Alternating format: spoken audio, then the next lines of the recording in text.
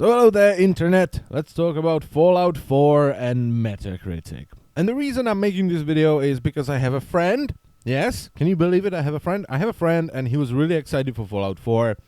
And yesterday he messaged me and he basically said, look dude, should I really buy Fallout 4? Is it any good? Because I went to Metacritic and while the reviews are saying it's pretty good, the user reviews, it's like 4 out of 10, man. Is it really that bad? And you know, the first thing I told him is never go to Metacritic. If Hitler had internet, he would create Metacritic. It's cancer. Never ever go to Metacritic. Okay? Because the reviews that manipulate this imaginary goodness of the game or badness are pretty much, well, I can't run this game because my PC is too shit. 0 out of 10.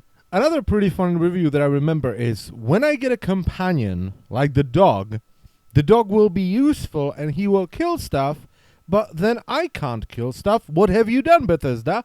0 out of 10. Now, I went through like 100 different reviews on Metacritic that just rated the game 0 out of 10, and 49 of them only had 3 reviews on them. Okay? Fallout 4 on PC, 0 out of 10. Fallout 4 on Xbox One, 0 out of 10. And Fallout 4 on PS4, 0 out of 10. And they either had the same copy-pasted bullshit for each review, or they made up different bullshit for every single review. And that's what Metacritic is. That's why it's so cancerous. It's fanboys versus trolls versus butthurt fanboys.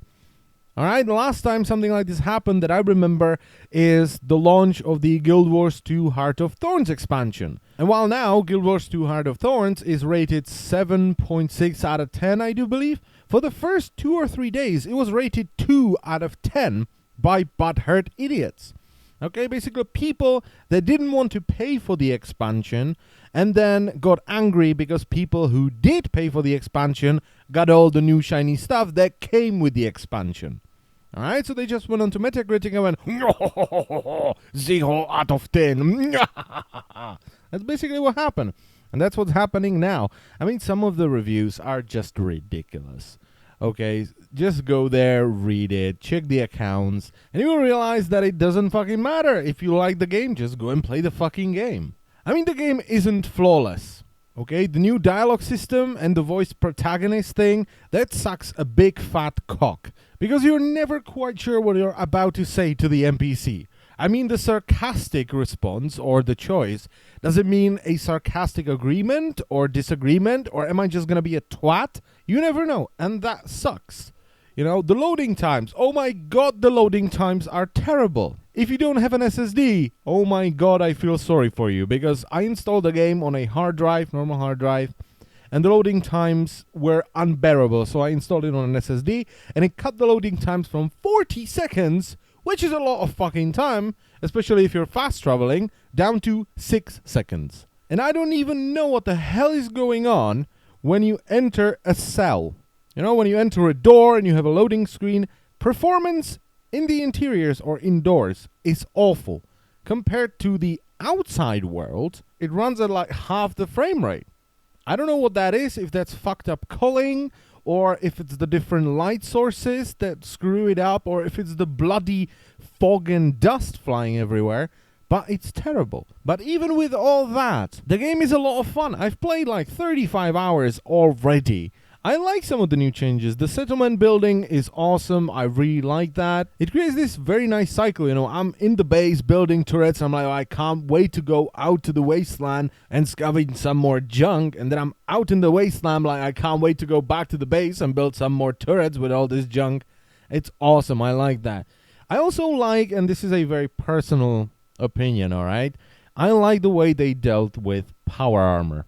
You have to scavenge for fusion cores to use the power armor, and you have to maintain it, you have to upgrade it, which is another very cool thing, the upgrade system and the tinkering system, you know, it's just very cool. And the wasteland is just filled with stuff. I've explored, like, let's just say 1/3 of the map, I would say, and it's absolutely filled with stuff. I found a ton of Easter eggs, some hidden things here and there.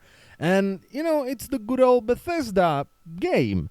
You pick a direction, you start walking, and you keep walking until you run into a Deathclaw and he will fucking kill you. The enemy variety is, well, so-so. There's enough enemies to keep it interesting, and the new legendary enemies that mutate and gain different benefits and drop very cool armor pieces or weapons are a very cool addition in my opinion as well.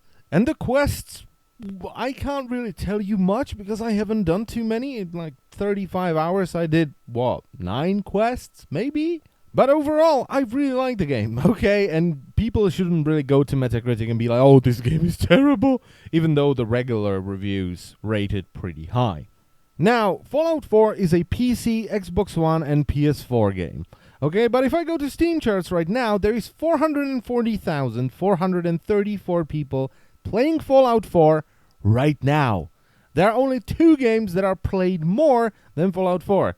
CSGO, not a big surprise, and Dota 2, once again, not a big surprise. So if the game is so bad, as the Metacritic user scores would let you to believe, why is there 440,000 people playing it right now on PC, on Steam? Don't go to Metacritic, it's terrible, okay? So I thank you very much for listening this time, and yeah, bye-bye.